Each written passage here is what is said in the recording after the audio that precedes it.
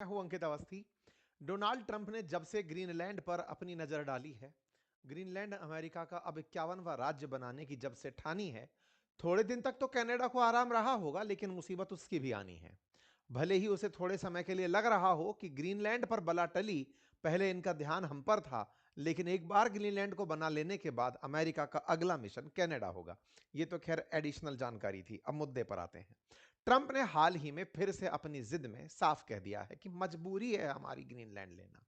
हम चाहते नहीं हैं, लेकिन क्या करें, मजबूर हैं। हमें ग्रीनलैंड चाहिए होगा। बिना ग्रीनलैंड के गुजारा नहीं होगा। ग्रीनलैंड वालों, तुम्हारे पास दो ऑप्शन हैं। या तो तुम रूस और चाइना की शरण में चले जाओ, या फिर सीधे अमेरिका चले आओ। ये कार्टून मजाक में नहीं है।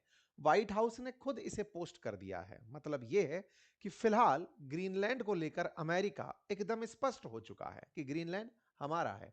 लेकिन यूरोप क्या करे, बेचारा नाटो में साथ था।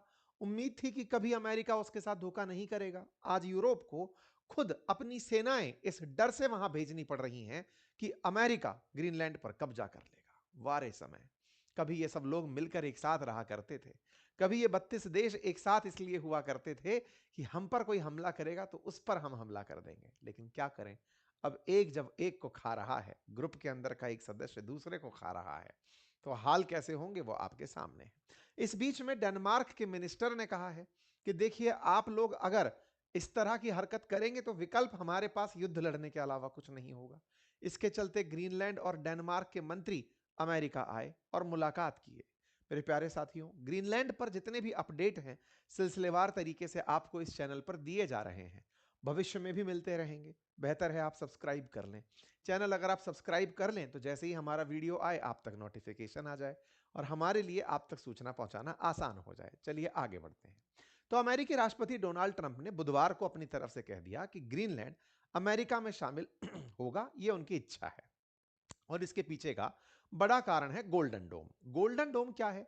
आप सभी जानते हैं कि हाल ही के समय पर जब इजराइल पर पड़ोसी देशों से, चाहे लेबनान हो, चाहे सीरिया हो, चाहे फिलिस्तीन का गाजा हो, या फिर यमन हो, ईरान हो, इनसे जब भी हमले हुए थे, तो इजराइल को नुकसान इसलिए नहीं हुआ क्योंकि इजराइल ने एक आयरन डोम नुमा संरचना बनाई हुई है। अर्थात कुछ इस तरह की मिसाइलें खड़ी कर रखी हैं कि जब भी कोई इजराइल पर हमला करने मिसाइल पहुंचती है, उन्हें वो हवा में ही मार गिराती है।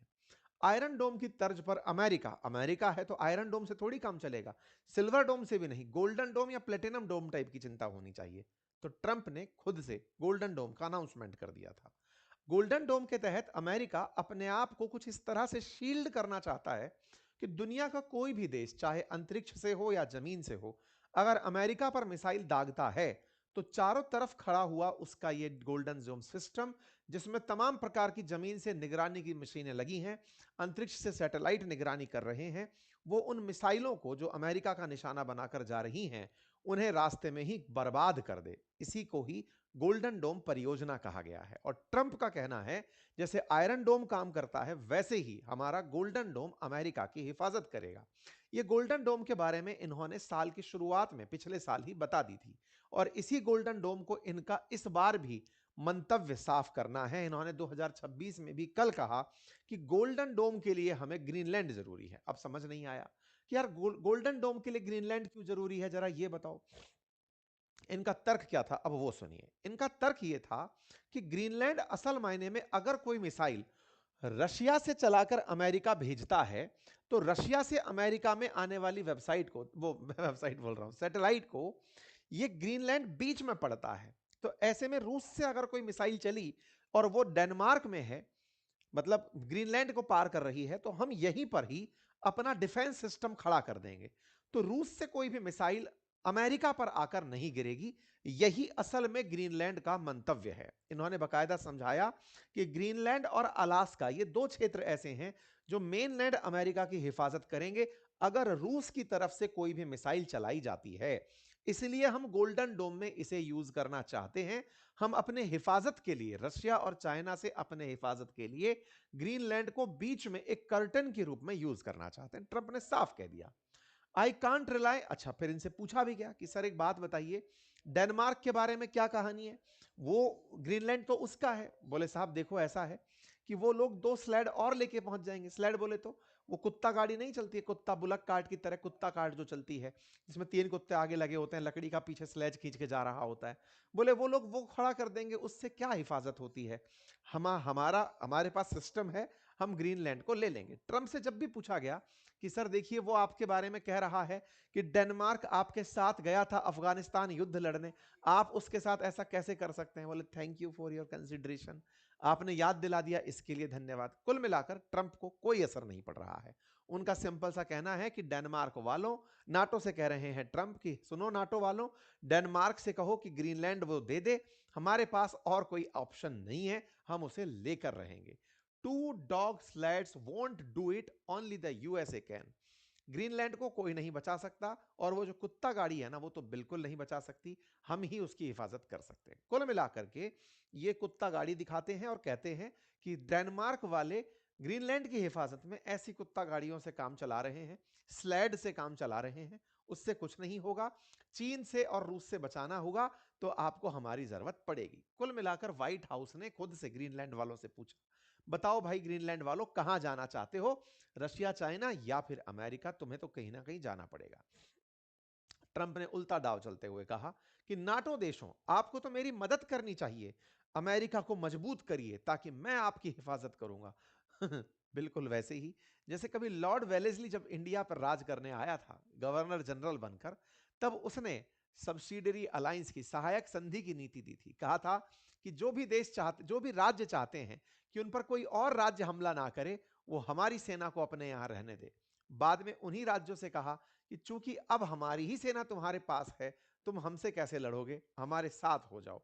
वही काम अमेरिका अब कर रहा है। यहां पर ये इन देशों से कह रहा है कि नाटो वालों, कहो ना इससे कि ये हमको ग्रीनलैंड दे दे, अदरवाइज तो फिर हमें युद्ध करना पड़ेगा। कुल मिलाकर हालात खराब है मेरे प्यारे साथियों। जिस तरह से कुछ समय पहले इनके एक साथी सांसद ने कहा था कि 500% टैरिफ लगा दो इंडिया चाइना पर, वैसे ही एक और सांसद महोदय निकल आते हैं जिनका नाम है रैंड फाइन। ये आकर के कहने लगते हैं कि अमेरिका वालों, कुछ नहीं तो कम से कम ग्रीनलैंड के लिए एक बिल ही पास कर डालते हैं, और इस बिल में अमेरिका जब उसे अपना 51वां राज्य बनाए तो क्या प्रक्रिया होगी ये काम कर लेंगे। भाई साहब 51 स्टेट के नाम से बिल की कल्पना जारी हो जाती है, और ट्रंप इस बात को सहमति भी देते हैं कि हाँ ठीक ही है, ग्रीनलैंड को शामिल करेंगे तो 51वां राज्य घोषित कर देंगे, कोई बात नहीं, उसे एक नया राज्य बना देंगे। कुल मिलाकर ट्रंप का पागलपन धीरे धीरे बढ़ता जा रहा है। ग्रीनलैंड को लेने के लिए उनके अंदर की जो थॉट है वो बहुत तेजी से अब सामने आ रही है। जहां आप और हम ईरान पर उनके हमले का इंतजार कर रहे हैं, ग्रीनलैंड को तो वो धमका के ही खत्म कर देंगे। वेनेजुएला को हासिल करने के बाद उनके हौसले बहुत तेज हैं, ईरान में तख्ता पलट से वो अपनी शक्ति स्थापित करेंगे, ग्रीनलैंड उन्हें यूरोप संभवतः गिफ्ट में ही दे देगा, ऐसा लगता है।